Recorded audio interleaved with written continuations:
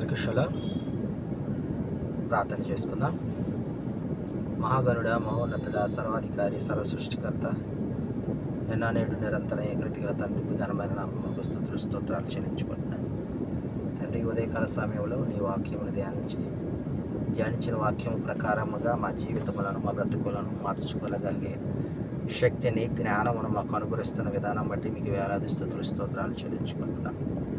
తండ్రి, చరిత్ర యందు రాసి ఉన్న తండ్రి ఈ వాక్యములను, వారి జీవితంలో జరిగినటువంటి సంఘటనలను మా జీవితంలో జరిగేటటువంటి విషయాలతో పోల్చుకొని జ్ఞానయుక్తముగా మేము నడుచుకునే భాగ్యమును మాకు అనుగ్రహించుచున్నందుకే మీకు వేలాది స్తోత్రాలు చెల్లించుకుంటూ ఈ మా రక్షకుడి విమోచకుడు యెషూవా మెస్సీయ నామమున పొందుకుంటున్నాం తండ్రి. ఆమేన్. ఈ దినమున మనము నెహెమీయా గ్రంథము 6వ అధ్యాయాన్ని మనం ధ్యానించుకుంటూ ఉన్నాం. ఈ 6వ అధ్యాయంలో యెరూషలేము గోడను కట్టుచున్న 51 పనిని చేయుచున్న నెహెమీయాకు ఆయన తోటి ఉన్నటువంటి సన్బల్లటు, టోబియా, గెషెము అనువారు వీరు అతనిని ఆటంకపరచాలని చెప్పి ఆయన మీద నిందను మోపుతున్నట్లుగా ఈ దినం మనం గమనిస్తున్నాం. నీవు రాజు కావాలని నీవు ప్రవక్తలను నియమించుకుంటున్నావు, నీవు రాజు అవ్వాలని ఆ గోడని పనిని నీవు నిర్వర్తిస్తూ ఉన్నావు అని 4-5 సార్లు దూతలను పంపి వర్తమానము పంపినట్లుగా చూస్తున్నాం.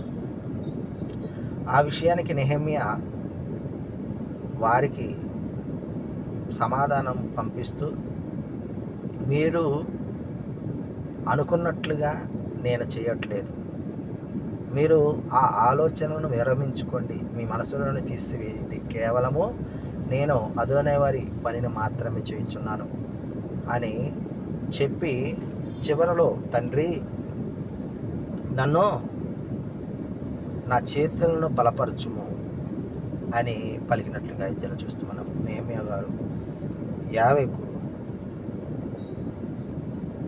నా చేతులను బలపరచండి, వీరు బలహీనపరిచే ప్రయత్నం చేస్తూ ఉన్నారు. నేను నీ పని చేస్తూ ఉంటే వెనుదీసుకేవారిగా ఉన్నారు, వెనక్కి లాగేవారిగా ఉన్నారు. కాబట్టి తండ్రి నా చేతులను బలపరచండి అని మరి అదోనే వారికి విన్నవించుకున్నట్లుగా మనం చూస్తూ ఉన్నాం. ఈ దైనందిక జీవితంలో మనము కూడా చేసే 51 పనిని ఆటంకపరచాలని అనేక మంది వారికి తగినట్లు మాట్లాడుతూ ఉంటారు.